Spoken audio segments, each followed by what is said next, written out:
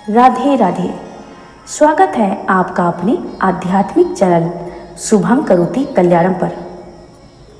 हरि नाम के बिना जीवन अधूरा है और बैसाख मास के बिना मोक्ष की कल्पना भी अधूरी है।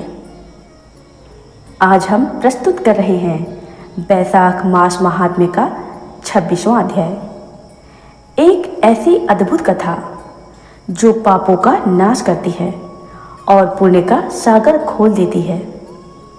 इस अध्याय में छिपा है वह रहस्य जो आपको भगवान विष्णु की कृपा का अधिकारी बना सकता है।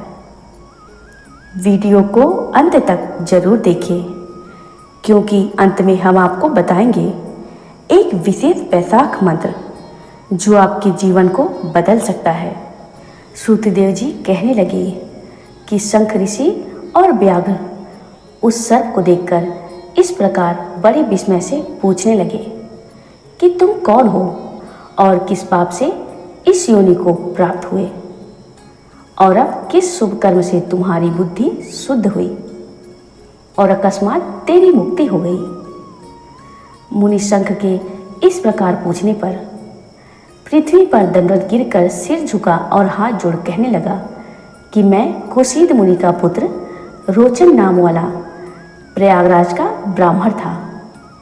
आसन, शयन, निद्रा, लोकचर्या, ब्याज लेना यही मेरा काम था। मेरी किसी के प्रति श्रद्धा नहीं थी। इसी समय भगवान के प्रिय बैसाख मास में जयंत नाम का एक ब्राह्मण वहां आया और उस क्षेत्र के रहने वाले बहुत से हजारों स्त्री पुरुष उससे बैसाख मास की कथा को सुनने लगे। सब लोग प्रातःकाल स्नान कर मन लगाकर उसकी कथा सुनते थे। मैं केवल कौतुक देखने के लिए उस सभा में जाया करता था। मैं सिर पर पगड़ी बांध पान चबाकर बड़े दम्भ से वहां जाकर लोगों से इधर उधर की बातें करता और उनका मन कथा से हटाता था। उसी दोष के कारण मेरी बुद्धि नष्ट हो गई। अब मैं 84 लाख योनि भोगकर इस रूप में इस वृक्ष के कोटरे में बैठा हूँ। देव योग से आपके मुख से निकली हुई कथा को सुनकर मेरे सब पाप नष्ट हो गए और दिव्य देह धारण कर आपकी शरण में आया हूँ। मैं नहीं जानता कि आप मेरे कौन से जन्म के बंधु हैं। मैंने तो कभी किसी का कोई उपकार नहीं किया, फिर सज्जनों का संग कैसे हुआ? आप मुझ पर कृपा करके कहिए। मुनि शंख ने बड़े प्रेम से उसको उठाया और उनके स्पर्श से सब पाप नष्ट हो गए। फिर उस दिव्य रूपधारी ब्राह्मण पर कृपा करके सब वृतांत कहने लगे कि हे ब्राह्मण, बैसाख मास और भगवान विष्णु का महात्म्य सुनने मात्र से तेरे सब पाप नष्ट हो गए।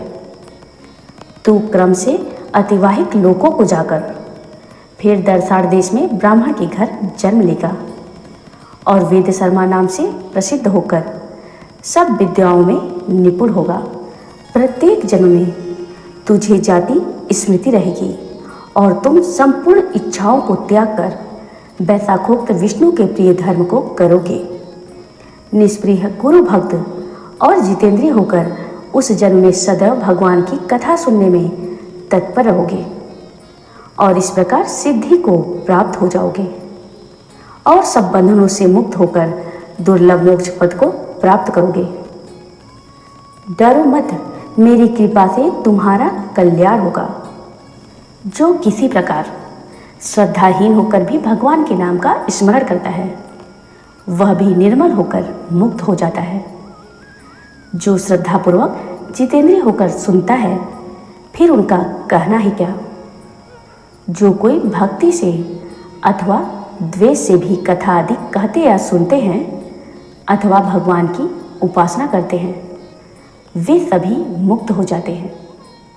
भगवान के भिन्न यश से अंकित जो अनेक नाम हैं, उन्हें साधु महात्मा सुनते, गान करते और मनन करते हैं। ऐसी भगवान की सेवा में न कष्ट उठाना पड़ता है, न धन खर्च होता है, जिसके स्मरण मात्र से प्रकाशमय धाम मिलता है। उस दयालु परमात्मा की शरण में हम जाते हैं।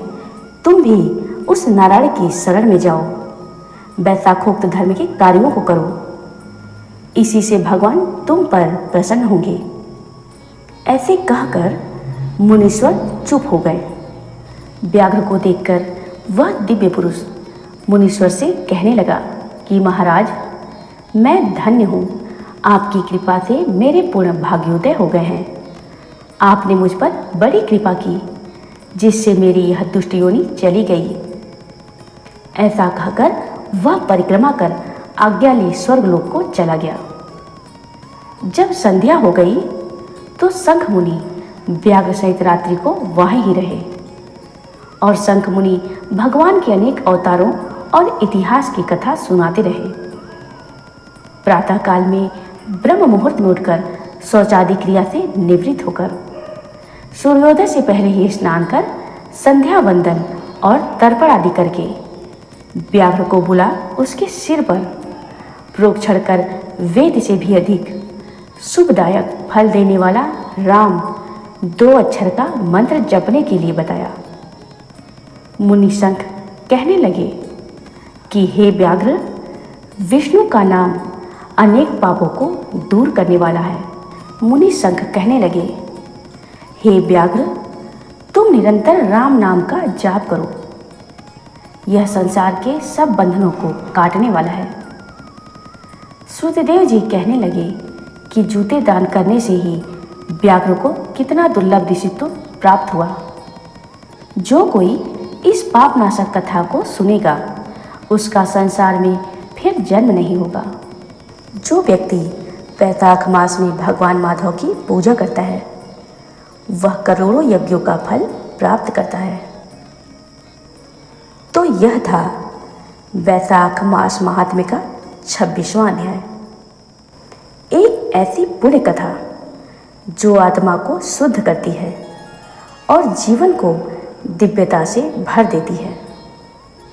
यदि आप चाहते हैं कि भगवान विष्णु की कृपा सदा आप पर बनी रहे, तो इस वीडियो को लाइक करें, शेयर करें और हमारे चैनल को सब्सक्राइब करें और कमेंट में लिखें, जय जय श्री हरि, मैं वैशाख का पालन कर रहा हूँ। आपका हर एक शेयर, हर एक सब्सक्रिप्शन आपके पुण्य को और बढ़ा सकता है और हमारी इस सेवा को आगे ले जा सकता है। मिलते हैं अगले अध्याय में। तब तक के लिए हरि बोल, जय श्री हरि।